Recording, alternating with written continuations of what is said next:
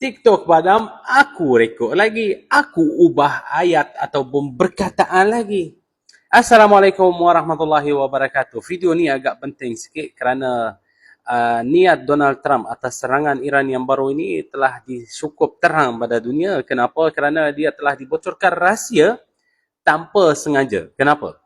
Pihak Donald Trump ataupun bapa kira dikatakan saya meminta daripada Parti Republik yang berada di Amerika Syarikat untuk mereka memberikan kesetujuan sepenuhnya dan segera kepada projek sebanyak 350 bilion dolar untuk mereka melengkapkan barang di Amerika Syarikat.